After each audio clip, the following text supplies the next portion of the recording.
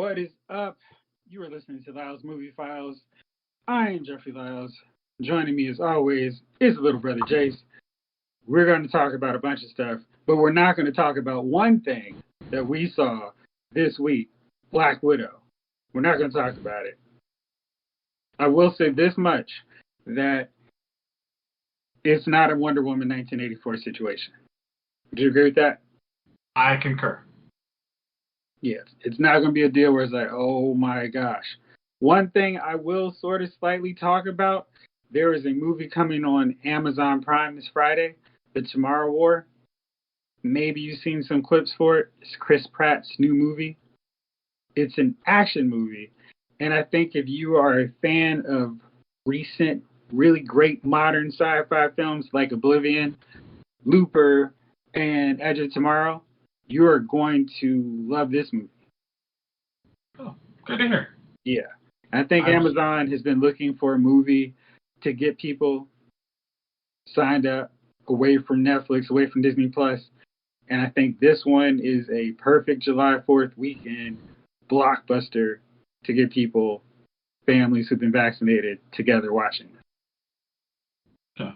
Well, I think Amazon's biggest flaw is their UI when it comes to like Amazon Prime. It's very convoluted. If you just make it streamlined like Amazon, like here's the movies, here's sci-fi, I think they'd actually. You said make it streamlined like Amazon? No, like Netflix. Like at least just like, hey, here's the movies we actually have. Not here's the movie you can buy off Amazon service. Yeah, that's a really whack setup they have. It's like, listen, I'm not here to buy anything else. I want to watch now, not pay right now. Yeah. I think I paid already my money. And then it's like, hey, you can also rent that. It's like, right. You know, yeah. I think that made me turn off Amazon so many times. Just like, I literally I researched, you guys had this movie, and I get here, and you don't have the movie. I'm done with Amazon. Screw you guys. Yeah. It's like I'm not trying to do an upsell on my streaming service. Like, Netflix would never succeed if it was like, hey, you can watch this, but you can watch this for $10.99. What? No, not here. Well, we had Insidious on last month, but we took it off. But if you pay $10, we'll actually magically make it so you can watch it down. Like, nope, not doing that either. That's the one thing about Amazon. I got me doing it about Netflix, where it's that, hey, you see this movie, you got it on your list, but you better watch it before July 1st because it's going to magically disappear. Really lame. Like, I don't understand why stuff just can't stay there and be like, okay, we're here for a year. And if you really wanted something for a year and you didn't watch it, that's on you.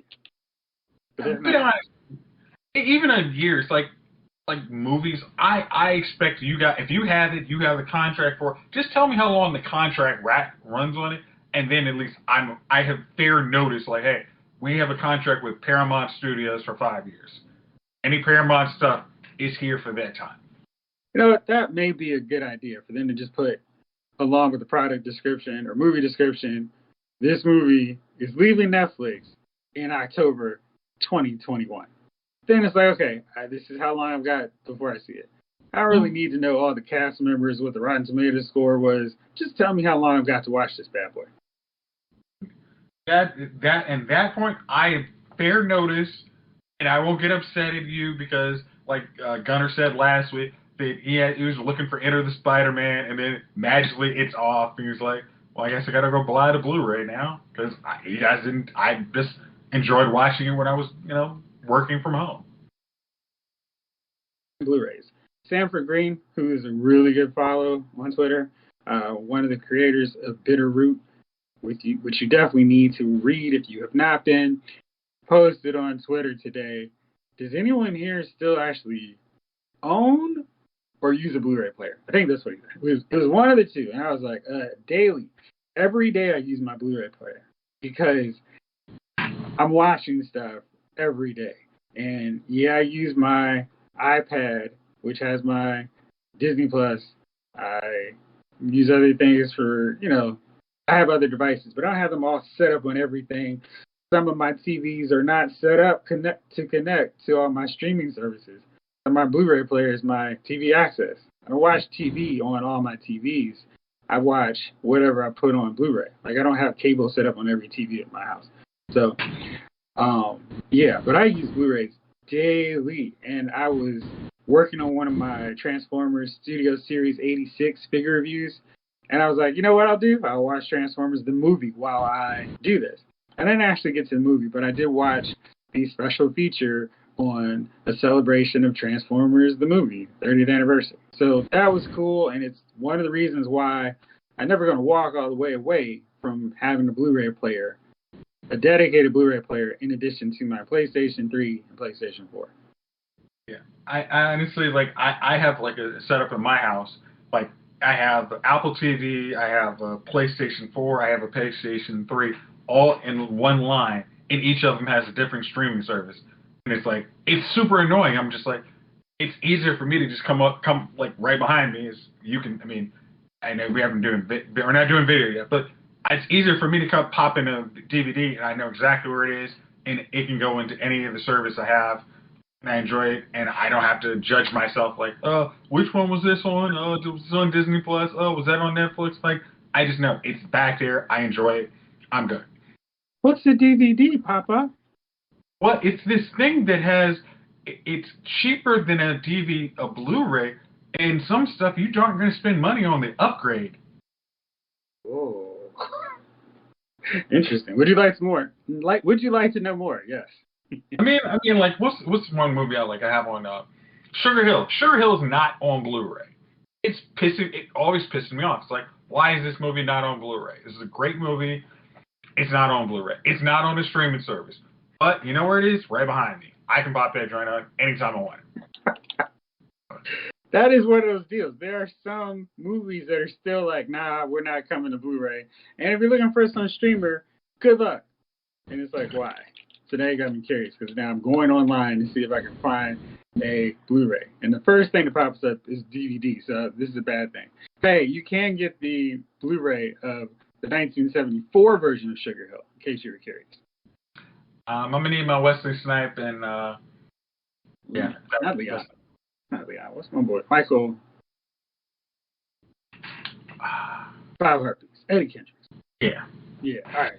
There is a regional Blu-ray of Sugar Hill, the Wesley Snipes version. But good luck playing that in your American version. Yeah, that's like, as we said last week, I got to go to the con to watch a Blu-ray of Sugar Hill. This is why I have what I got. This is why. All right, let's talk Loki. No one else on our show typically watches it right when we watch it. What was great today, I finished watching it and I was writing my review, and you said, stay away from social media if you haven't watched Loki. And the funny thing was, because I was going to text you that as I was writing, I was like, wait, I need to tell him not to go online, because they're going to spoil it, as social media has a nasty habit of doing. Let's talk about where we are with Loki so far. Our favorite mischievous time or god has been shifted off to the time variance. He's tracking down a variant, and he's teamed up with Owen Wilson, who is Mobius. Mobius is a perfect use of Owen Wilson.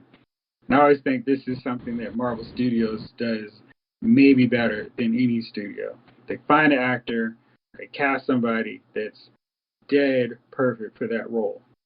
And it's almost to the point where it's like, well, were they writing this character with this actor in mind, or did they just so happen to get lucky that this guy was free to do it? Oh, for Mobius, I'm sure they had Owen Wilson in mind when they wrote this part. I mean, it's just perfect, like Owen Wilson at his best, and you're like, yeah, this is Owen Wilson. He's quirky, funny, and you never think he's a jerk, and then but he plays the role very well, and it's like, oh, he plays the same role all the time. Yeah, but a comic role you can play the same comic role if you're funny all the time. Yeah, like that's not the same as a Mark Wahlberg. Hey, I want to be this tough guy in every movie I do. No, dude, just why don't you try to mix it up a bit and not mix it up with the accent. Let's not do that. No, but it's like Owen Wilson's the guy you sound like, hey, I fight, he's at the end of the bar and he's making jokes. You laugh. You don't have to engage him in conversation, but he's doing a good job. I mean, he's holding court. And I think he does a very good job in Loki. when he's on screen, he doesn't overpower because Tom Hiddleston does his job perfectly. And you're like, oh, Loki and him play off each other perfectly. And you can tell how comfortable Tom Hiddleston is in this role because he's not trying to make it all about Loki. It's hey, I'm perfectly fine letting other people have the spotlight and doing what I need to make this show work. And this recent episode was crazy. So I was telling you earlier, as soon as it started, I got this Game of Thrones vibe where, what is the name of that place? Lemonettis was nearing its end. Mars, I think. Something. And the moon was shattering the planet. Everything was just going destroyed. I don't know where all the rest of the people were. Maybe they just pieced out from them and found a quiet little beach to hang out at. But we get this very interesting dynamic where Loki and his female variant, Sylvie, are connecting in this way where it's kind of like, this is kind of weird.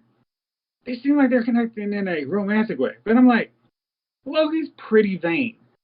And if there was anybody that Loki was going to fall for, it would be 100% a Loki variant.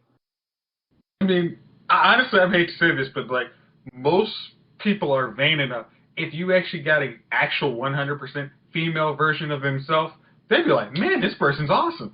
And Loki plays it very much like, wow, I didn't know you were so awesome, Loki. I also didn't know you were so awesome, Loki. Let's see what happens. Then there's also people that are like, hey, I'll just take the male version of myself, too. Yeah.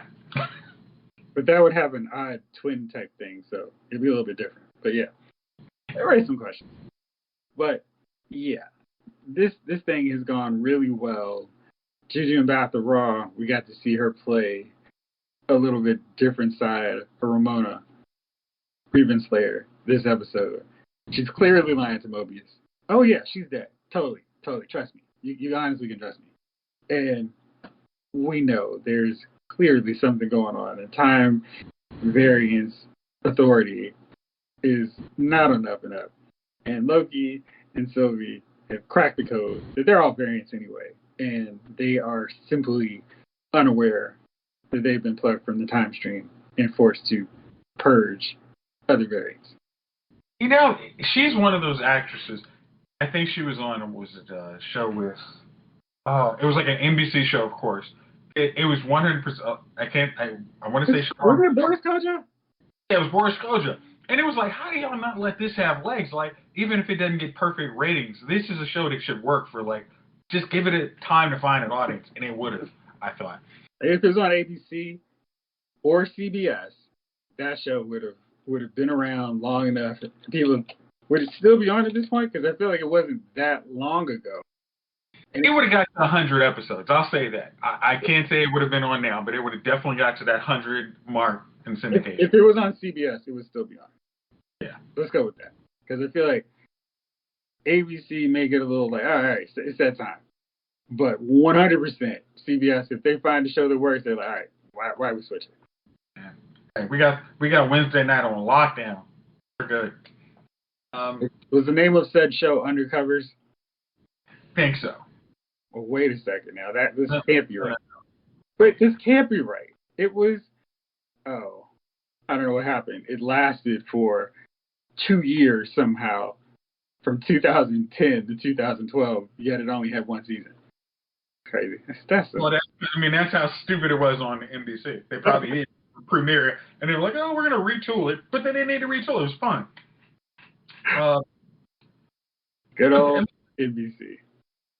Like this, that her portrayal, like, hey, we're still on the up and up. We're good time variants. Right.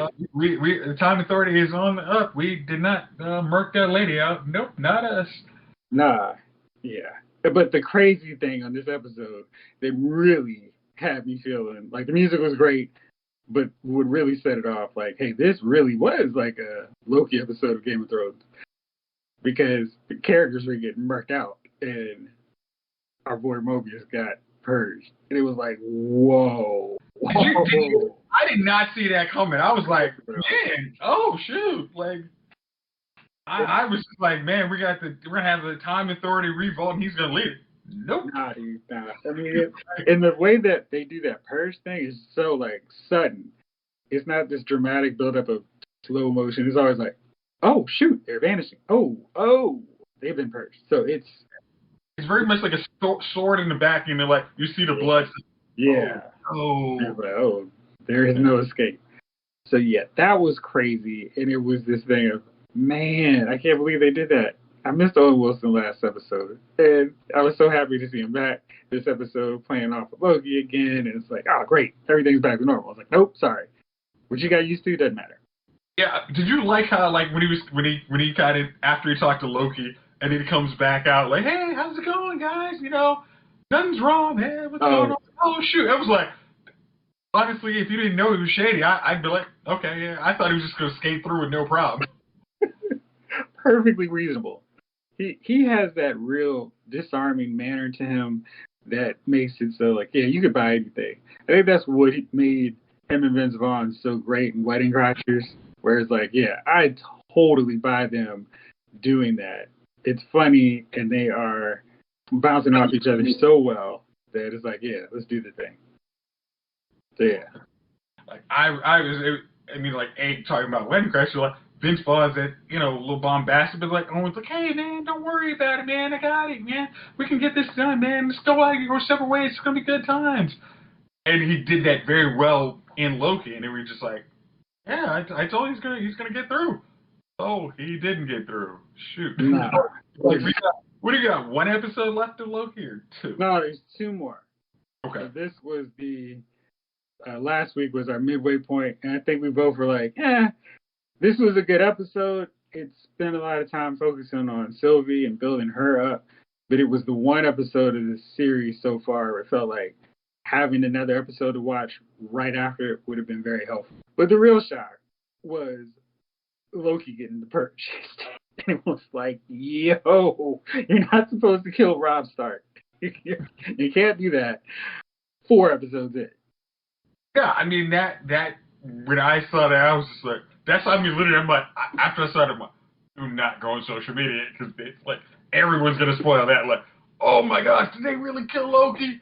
And even just like, especially, I think that was this week had the first post-credit scene, and it was like, but wait, because you were like, don't go on, and I called you and was like, yo, I just finished watching it, and then the first thing I said was, hey, did you watch the post-credit scene? And you're like, no. Do I need to? I was like, yes, you really need to. Exactly, because it's like, I mean, it was like almost like that was going to be the hook for like, oh shoot, because we have a new female Loki in there who's awesome as Loki. So it's like our variant Loki could be making mischief in the MCU from now on because she's now like, hey, I was kind of feeling that Loki and y'all murked him out. So I got another reason to destroy y'all. And then I'm going to get back on the real MCU timeline.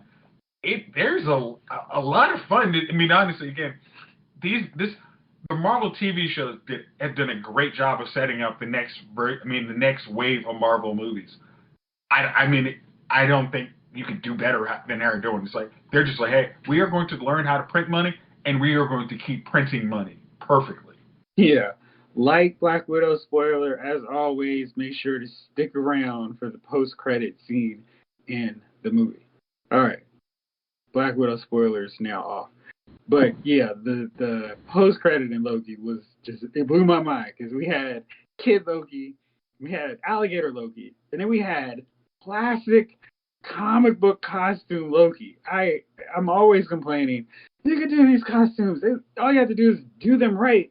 Don't make them look corny, and they'll look good. And we got that. And I was like, yes, thank you. So, costume looked good. And we also had a Black Loki. I'm not sure what the context of that character is in the comics, because I'm always like, I have a love-hate affair with current Marvel comics and their stuff. Hey, did you know that they killed off Peter Parker and Doctor Strange? I mean, when they killed off, what was it?